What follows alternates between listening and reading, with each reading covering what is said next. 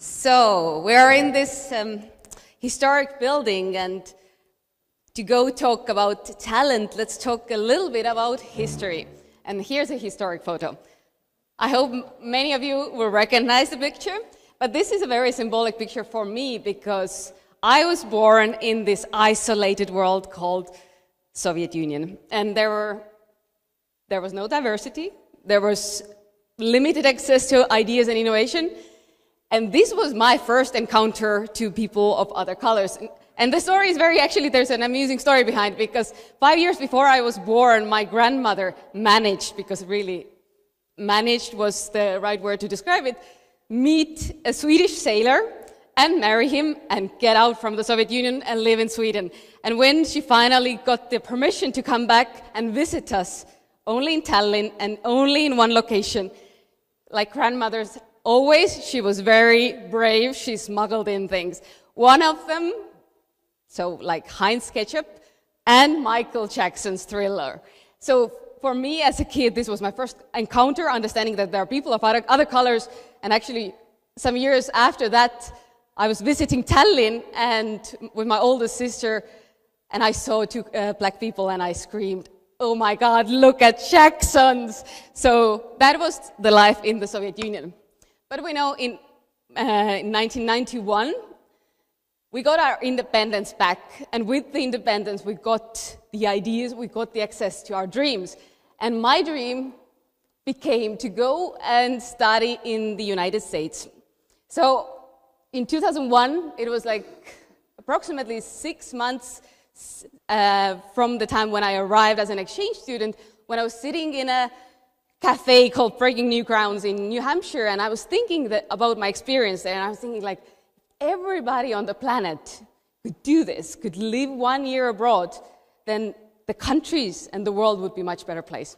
But this was 17-year-old thinking. You know, I decided to take what I learned and go back to my Estonia, and when I told my classmates I'm going back to Estonia, then that was the face I got, like, who goes back to Estonia? Why should you ever go back to Estonia? That was the time, just to remind you what the time was, and that was a time when mixtapes were not in museums yet, and that was a time when corporate was not a bad word. So I went back to the Baltics, minding my Baltic business, and meanwhile I just started to notice that something has changed. First of all, I started to notice that my American schoolmates who were there living their lives, and I was living here, minding my Baltic business, suddenly we became connected. I knew exactly what they were doing, I followed their lives, they were following mine. But also, I started to notice that something about their lives, since I had become an entrepreneur, then it was their life, something had changed. And one of the things that had changed, it especially became visible after the financial crisis, is that the myth of job security was busted. So the people who were following the perfect dotted line to success, education, grad school, corporate, Fortune 500 company, you followed everything that you were taught that brings you success, and you might have been one of the millions who still lost their jobs. So I think it's not a surprise then that last year Accenture made a research on college graduates in US. And when the college graduates were asked, so what is the one most important thing for you when you choose your first job? Then it wasn't job security, it wasn't a great salary, it wasn't the thought that, oh my God, how I will pay back all my loans. It was that 92% said the job has to make a difference. And I think today we are navigating with a workforce who's willing to take risks and willing to build our visions. And not only that, we are navigating with a workforce whose comfort zone is not local anymore. 15 years ago, when I was in Portsmouth, I was an Estonian in Portsmouth, and everybody else was kind of local, and your comfort zone was in your school, or in your workplace, or in your bar, or your grocery store. That's where your life happened, that's where you built your life, and that was your comfort zone. Whereas today, the comfort zone is running in the verticals of interest. So I feel much more comfortable with some of my friends in India or Australia or Germany than I feel with somebody who's in my neighborhood. So we have that. And actually, Wall Street Journal just recently said the same thing, that the highly skilled members of the next generation appear to be less tied to particular location or national identity. And this is lucky and very good news for small countries.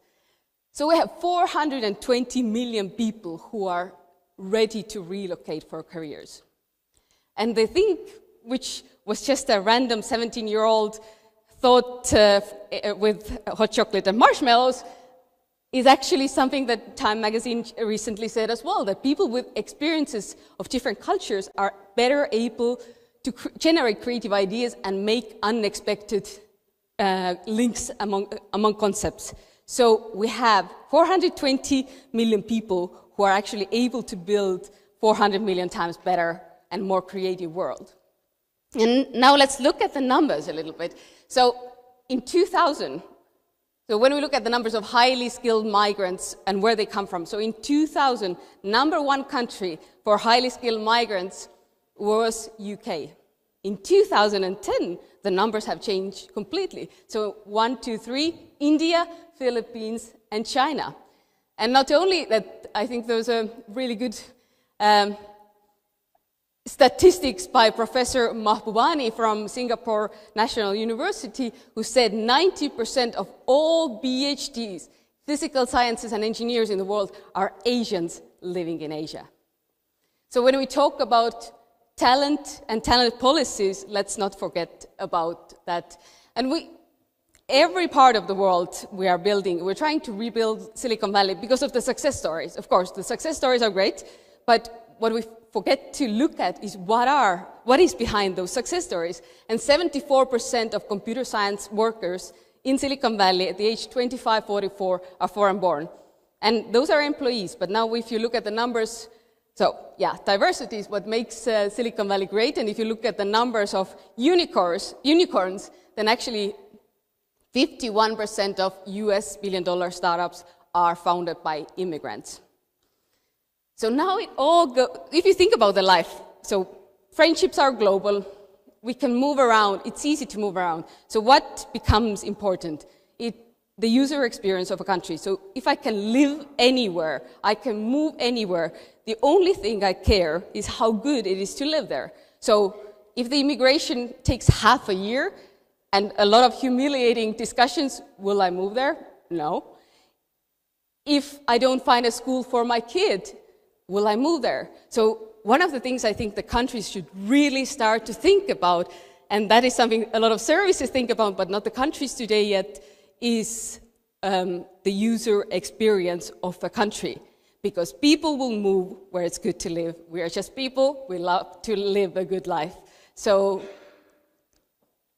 that brings me back to the founding of Jobbatical. So kind of linking together the experience, being somebody from a tiny country who had never great access to talent, thinking about the curiosity of my generation, people moving around much more, friendships being global, I started to think, what if I would be able to inspire people to come to Tallinn, and instead coming in for with a cruise ship, what if you join my team? You actually get the feeling what it means to be a local in Northern European little country. Or what if you move to Malaysia? You have always dreamed to live in Southeast Asia. So linking those two things together and kind of trying to redefine for the talent how they build their careers, that this shouldn't be something that is local anymore. You can have a global career. This was the start of Jobbatical. We started 2 years ago, and in 2015 we were nominated as the top workplace innovation of Fast Company. We have been featured across international media, and interesting thing also, which I think very much reflects what we were talking about here, and also the talent mobility, is that our investor today is Union Square Ventures, which is one of the top VCs on the planet. They were the early investors of Twitter, Kickstarter, Etsy, and we were the first investment in Eastern Europe for them. This was something that would have been not possible 10 years ago. And what do we do? So basically we help to tell the stories. We are really good at storytelling. We tell the stories of the locations. We tell the stories of the teams. We identify the skills of the talent, and then we connect them to the stories. So basically, you might be sitting in Costa Rica building a team there, but we find the person exactly the skills that you need from the other side of the planet. And interestingly enough, talking about stories, then within the past 2 years, we have had campaigns across 76 countries, but Tallinn last year was #1 most searched destination on Jobbatical, next to Singapore and Hong Kong. So we have been really good at telling this. Yeah, we have had. So just to understand, it's not that we had 3 campaigns and Tallinn was #2, but we had 76 countries and Tallinn was #2. So you can really, I think, that it reflects what people are looking for today. It's not only the nerve centers of the world. It's not where everybody else is. It's the opposite. It's to live an exciting life, an extraordinary life, and make a difference. And so what we have today is over 120,000 people every month looking to relocate to a new city or in a new country, and from all over the world. We even have an user from Antarctica, which is something we identified lately. But over 1,000 stories, so people who have moved to somewhere, and companies that we work with mainly in Europe and Southeast Asia, but also with some companies starting to work in Latin America. And I think the most exciting part of this kind of building these new ways of working is following the stories. And I know that somebody from Funderbeam is actually here, but Estonian company Funderbeam hired a marketer through Jobbatical. And when I heard what he had said to his team, he said 10% of people wake up excited about their work. And I had to move from Minnesota to Estonia to become one of those 10%. So really those stories, I think this was a very good reflection that you don't need to be a 10 million or 100 million people country to attract and to really make a difference in one's life. And you can build a company from any part or any island or any city on the planet. So thank you very much.